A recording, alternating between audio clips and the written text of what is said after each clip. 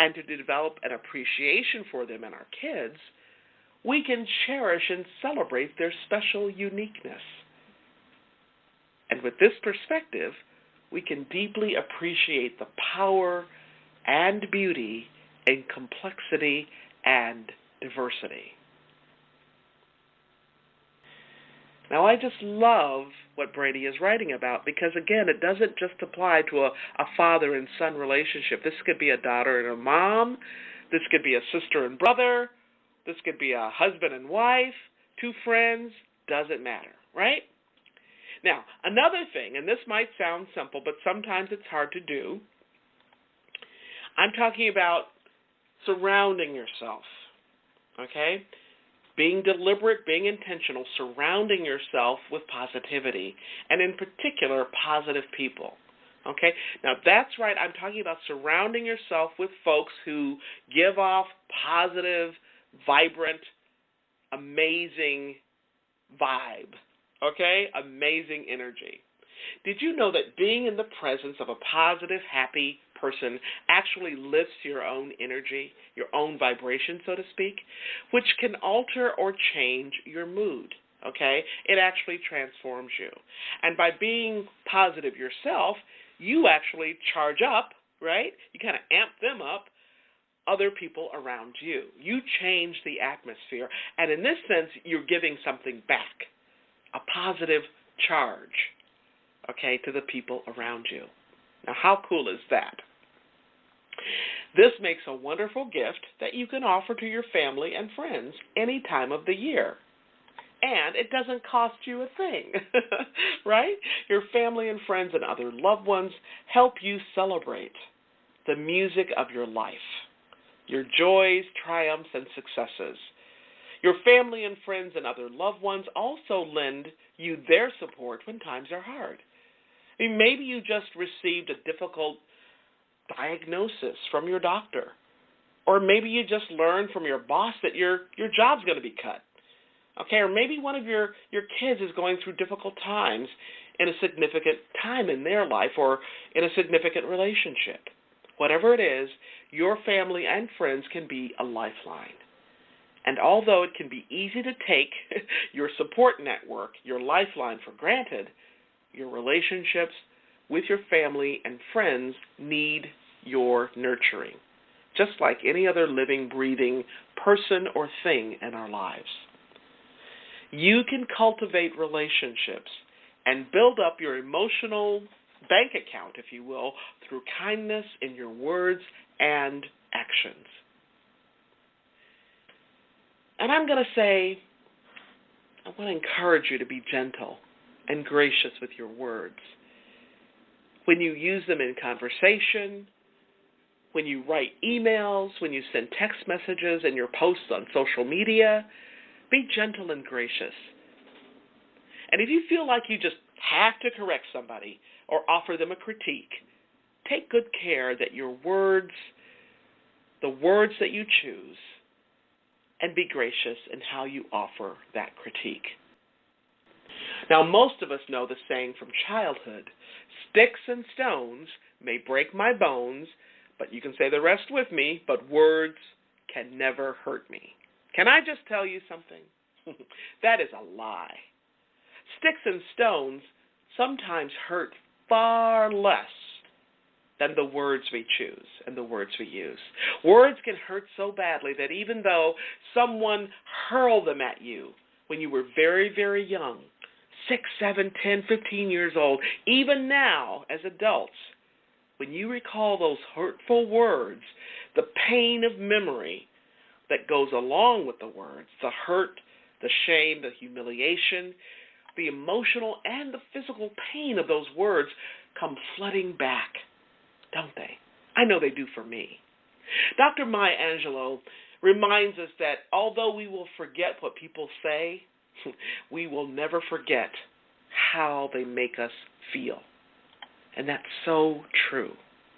So true. Gate number 5 for getting your gladness on is all about excelling in your purpose. Excelling in your purpose. Now, people who have a mission or sense of purpose show up differently than folks who don't have a mission or purpose in their life. Their purpose could be caring for family, being a great and trustworthy friend. Maybe it's being an exceptional team member or being an exceptional soccer player, right? Starting a new business, growing a garden, or maybe it's reaching out and mentoring and supporting others. Whatever their purpose is, they just seem to be more focused and more satisfied, more contented than those who don't have a purpose. Mark Twain says that the two most important days of your life are the day you were born and the day you figure out why. Right? The two most important days of your life are the day you were born and the day you figure out why. So having a sense of purpose gives us our why. In the daily events of your life, align yourself with the long-term meaning and purpose of your life. And if you're seeking your purpose in life, ask yourself, who or what do I love? Right?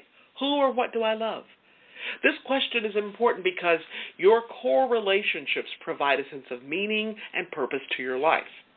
So be sure to cultivate meaningful, life-giving, and life-affirming relationships. Another question to ask yourself is, am I engaged in work that I love? Now, if you're like most people, you spend at least 40 hours a week at work, sometimes many, many more. Now, these are your waking hours for most of us, right? Isn't it important to be engaged in work that provides a sense of meaning and purpose in your life? I think so. Now, another question to ask is, what excites or energizes me? What are my proudest achievements? If it's hard to answer any of these questions, answering this question will help you understand what excites and energizes you. It will help you determine who and what you love, who and what you have passion for, right? And the question is this: how do I want others? How do I want others to remember me? Great question, okay?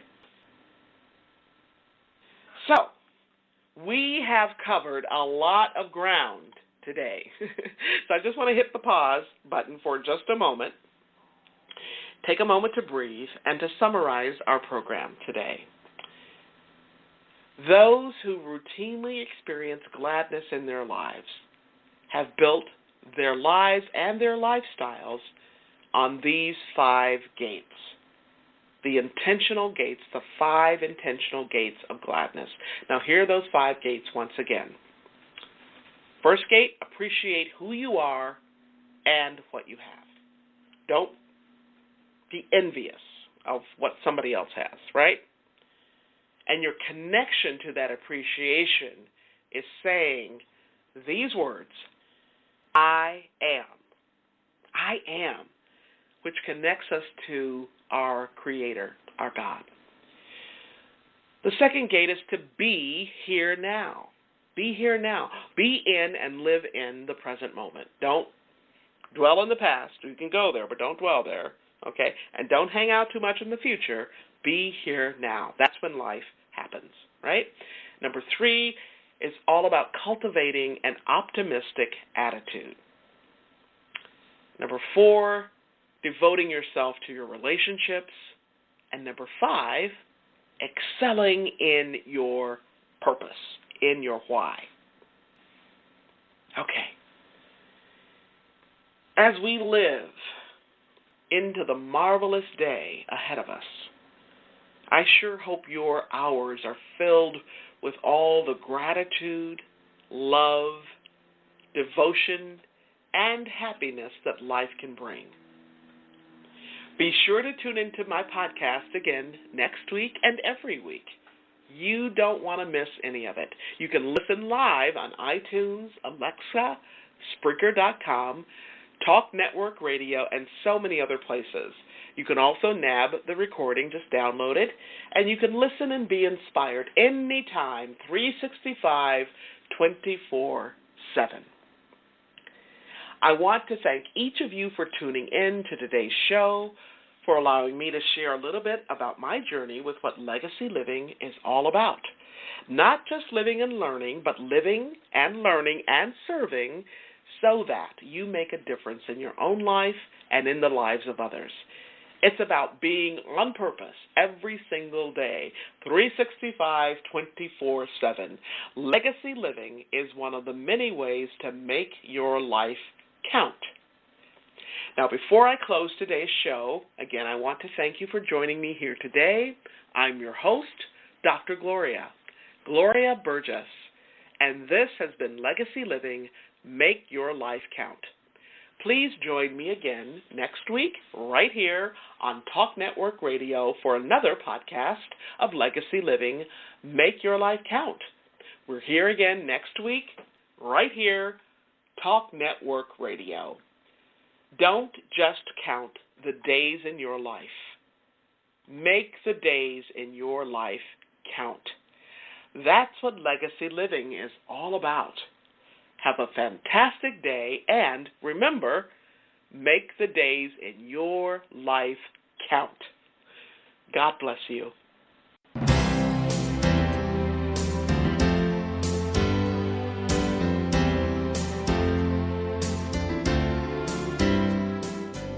That's our show today. I'm your host, Dr. Gloria Burgess. I hope you'll join me again next week.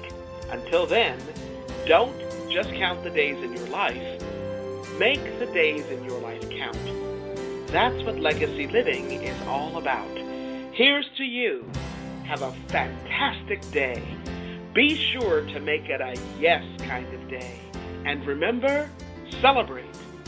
Celebrate the music of your life. Make the days in your life